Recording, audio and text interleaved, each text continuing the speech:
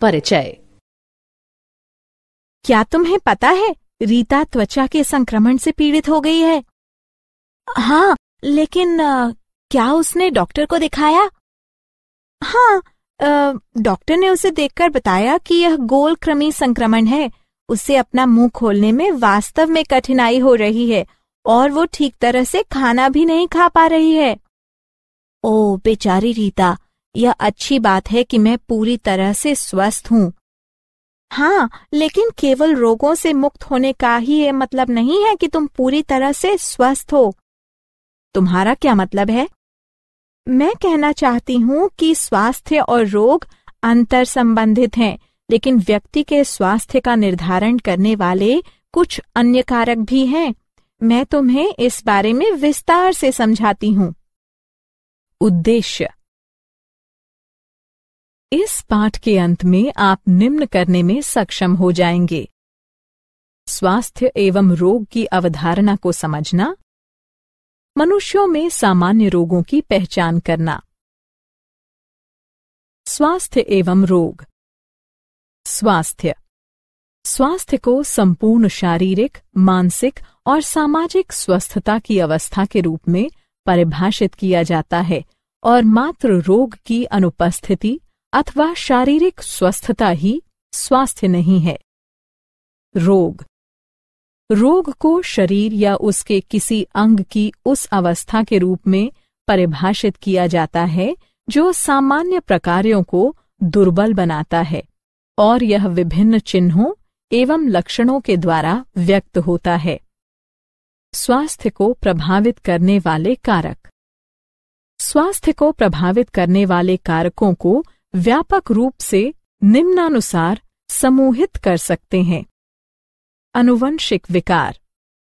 वे अपर्याप्तताएं होती हैं जिसके साथ बच्चा जन्म लेता है। वे अपर्याप्तताएं या विकार जिन्हें बच्चा अपने माता पिता से वंशानुगत रूप से प्राप्त करता है। संक्रमण। जीवाणु, वायरल, प्रोटोजोअल, फंगल अथवा अन्य प्रकार के संक्रमण हो सकते हैं। जीवन शैली। भोजन और जल अंतर्ग्रहण, व्यायाम और विश्राम पैटर्न, अन्य अर्जित आदतें। अच्छा स्वास्थ्य बनाए रखने के लिए अनिवार्य कारक। कुछ महत्वपूर्ण कारक जो अच्छा स्वास्थ्य पाने के लिए आवश्यक होते हैं निम्न हैं: संतुलित आहार, व्यक्तिगत स्वच्छता, नियमित व्यायाम, टीकाकरण या प्रतिरक्षण, अपशिष्टों का उपयुक्त निपटान, रोगवाहक नियंत्रण, स्वच्छ भोजन और जल संसाधनों का रखरखाव। रोगों का वर्गीकरण। रोग को व्यापक रूप में निम्नानुसार वर्गीकृत किया जा सकता है। संक्रामक रोग। वे रोग जो एक व्यक्ति से दूसरे में आसानी से संचारित हो जाते हैं संक्रामक रोग कहलाते हैं। उदाहरण: एड्स।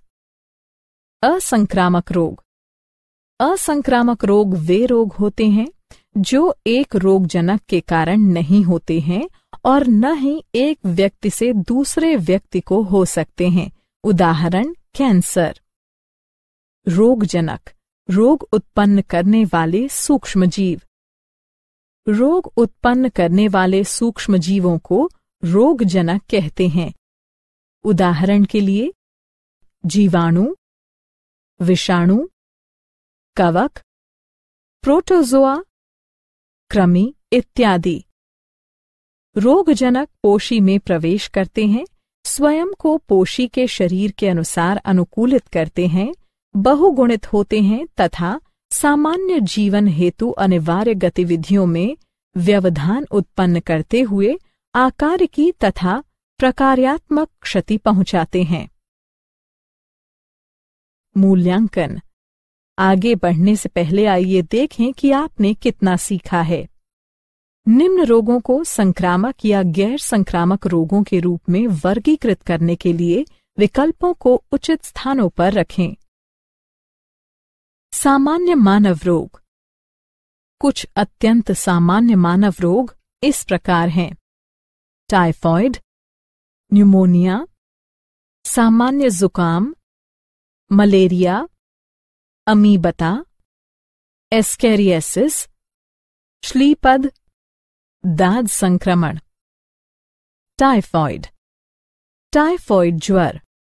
कारण यह साल्मोनेला टाइफी रोगजनक जीवाणु के द्वारा होता है। छोटी आंत को संक्रमित करता है। संचारण के प्रकार, संदूषित भोजन और जल के द्वारा जीवाणु संचारित होता है। अभिलक्षण निम्न सम्मिलित हैं।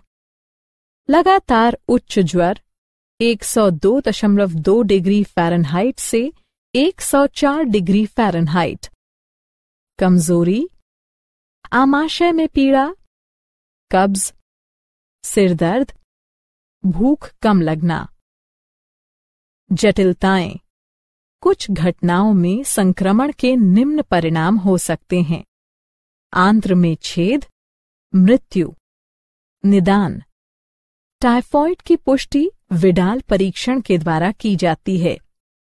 न्यूमोनिया, न्यूमोनिया कारण यह स्ट्रेप्टोकोकस निमोनी और हीमोफिल्स इन्फ्लुएंजी नामक रोगजनक जीवाणु के द्वारा होता है। संचारण का स्वरूप, जीवाणु निम्न प्रकार से संचारित होते हैं। किसी संक्रमित व्यक्ति द्वारा छोड़े गए बिंदु को ड्रॉपलेट्स या एरोसोल सांस द्वारा अंदर लेने से, संक्रमित व्यक्ति के बर्तन इस्तेमाल करने से। क्रियाविधि की यांत्रिकी, जीवाणु फुफ्फुस लंग्स के वायुकोष्ठ को संक्रमित करते हैं। फलस्वरूप वायुकोष्ठों में तरल भर जाता है, जिसके कारण सांस लेने में गंभीर समस्याएं पैदा होती हैं। लक्षण निम्न शामिल हैं: ज्वर, कंपकंपी, सिरदर्द, खांसी, होंठ और हाथ की उंगलियों के नाखूनों का रंग धूसर से लेकर नीला तक हो जाना। सामान्य जुकाम। कारण यह नासा विषाणुओं यानी राइनोवायरस के द्वारा होता है। संचारण का स्वरूप, विषाणु निम्न प्रकार से संचारित होते हैं: संक्रमित व्यक्ति के खांसने या छींकने से निकले बिंदुक या एरोसोल जब सांस लेने पर अंदर जाते हैं। पेन, किताबों, माउस आदि जैसे संदूषित वस्तुओं का प्रयोग करने से। क्रियाविधि की यांत्रिकी, यह जीवाणु नाक और श्वसन पथ को संक्रमित करते हैं, लेकिन फेफड़ों को नहीं। लक्षण निम्न शामिल हैं: नाक में जकड़न और आस्राव यानी बहना, कंठदाह, स्वर रूक्षता, खांसी, सिरदर्द, थकावट। यह अभिलक्षण प्रायः 3 से 7 दिन तक रहते हैं। मलेरिया। कारण यह प्लाज्मोडियम प्लेवाइवैक्स प्लेमलेरियाई प्लेफेल्सीपेरम के द्वारा होता है। संचारण का स्वरूप, संक्रमित मादा एनोफिलीज मच्छर के काटने से प्लाज्मोडियम संचारित होता है। क्रियाविधि की यांत्रिकी, प्लाज्मोडियम यकृत कोशिका में अपनी संख्या बढ़ाते हैं और फिर लाल रुधिर कणिकाओं के फटने के साथ ही एक हीमोजोइन पदार्थ निकलता है जो कंपकंपी और उच्च ज्वर के लक्षणों के लिए उत्तरदायी है। अभिलक्षण निम्न शामिल हैं: प्रत्येक 3 से 4 दिन के अंतराल से कंपकंपी और आने वाले उच्च ज्वर। थकावट। मूल्यांकन। आगे बढ़ने से पहले आइए देखें कि आपने कितना सीखा। दिए गए संग्रह से सही चित्र चुनें और मलेरिया परजीवी के निम्न जीवन चक्र में उन्हें उचित स्थानों पर रखें। अमीबता। अमीबता या अमीबी अतिसार। कारण यह एंट अमीबा हिस्टोलिटिका नामक प्रोटोजोआ परजीवी के द्वारा होता है। संचारण का स्वरूप, यह प्लाज्मोडियम घरेलू मक्खियों द्वारा संक्रमित व्यक्ति के मल से खाद्य और खाद्य पदार्थों तक संचारित होते हैं। संदूषित खाद्य और पेयजल का उपभोग करना संक्रमण के प्रमुख स्रोत हैं। क्रियाविधि की यांत्रिकी। यह परजीवी संक्रमित व्यक्ति की बड़ी आंत को संक्रमित करते हैं। अभिलक्षण निम्न शामिल हैं: कोष्ठबद्धता, कब्ज, उदरीय पीड़ा और ऐंठन, श्लेष्मा और रक्त के थक्के वाला मल। एस्केरिस्ता। कारण, यह गोल कृमि एस्कारिस के द्वारा होता है। संचारण का स्वरूप। यह परजीवी संदूषित जल, सब्जियों, फलों आदि के द्वारा संचारित होता है। क्रियाविधि की यांत्रिकी। यह परजीवी संक्रमित व्यक्ति की आंत को संक्रमित करता है। अभिलक्षण निम्न शामिल हैं: आंतरिक रक्तस्राव, पेशीय पीड़ा, ज्वर, रक्ताल्पता, आंत्र का अवरोध, शलीपद या फाइलेरिया।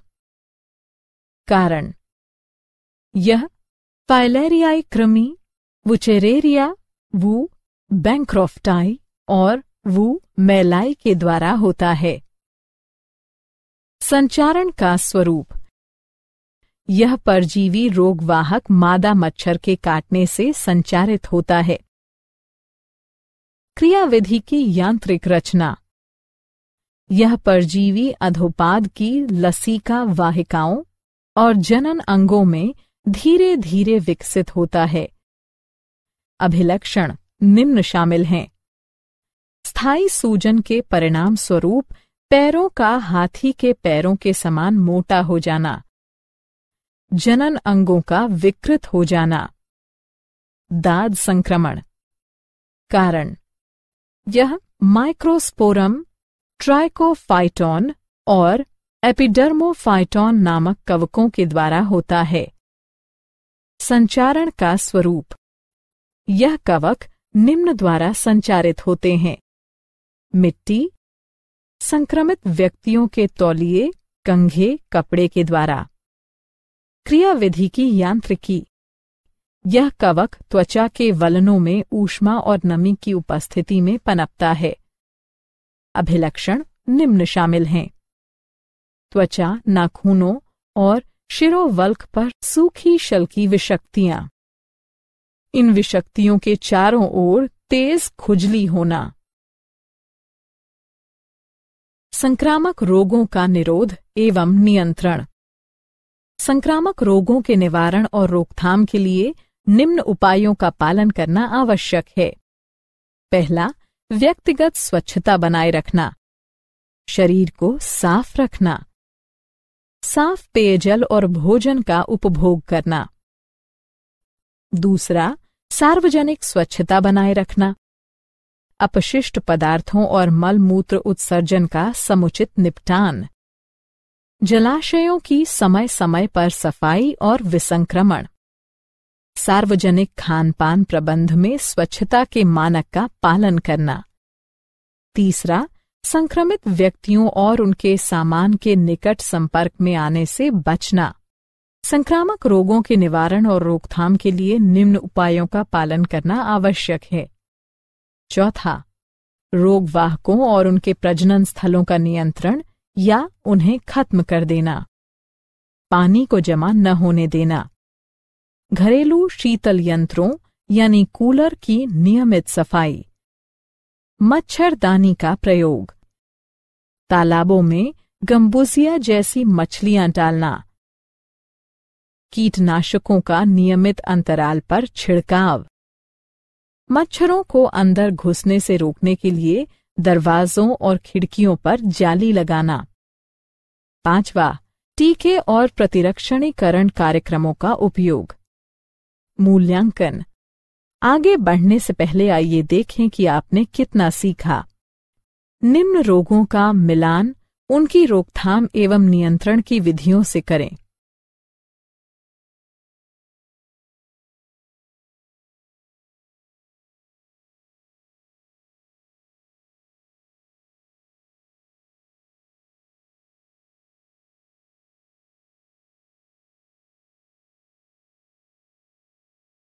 क्या आप जानते हैं? मनुष्य की लाल रुधिर कणिकाओं में मलेरिया परजीवी द्वारा मुक्त किए जाने वाले हेमोजोइन का पता लगाने के लिए फेमेटोसेकंड लेजर का उपयोग किया जा सकता है। उचित तरंग दैर्ध्य का उपयोग करते हुए हेमोजोइन का प्रकाशिक स्पंद उत्सर्जित करने के लिए प्रेरित किया जा सकता है। ये प्रकाशिक स्पंद आसपास के ऊतकों को नुकसान पहुंचाए बिना परजीवी के डीएनए को नष्ट कर सकते हैं। सारांश। आइए हमने जो कुछ सीखा है उसे संक्षेप में दोहराएं। स्वास्थ्य संपूर्ण शारीरिक, मानसिक और सामाजिक स्वस्थता की अवस्था है और मात्र रोग की अनुपस्थिति अथवा शारीरिक स्वस्थता ही स्वास्थ्य नहीं है। मनुष्यों को कष्ट पहुंचाने वाले सबसे सामान्य रोगों में टाइफॉइड, निमोनिया, मलेरिया, सामान्य जुकाम आदि शामिल हैं। इन बीमारियों की रोकथाम के निवारक और उपचारक उपाय निम्न हैं। व्यक्तिगत और जन स्वच्छता बनाए रखना, संक्रमित व्यक्तियों और उनके सामान के निकट संपर्क में आने से बचना, रोगवाहकों और उनके प्रजनन स्थलों का नियंत्रण, टीके और प्रतिरक्षणीकरण कार्यक्रमों के उपयोग।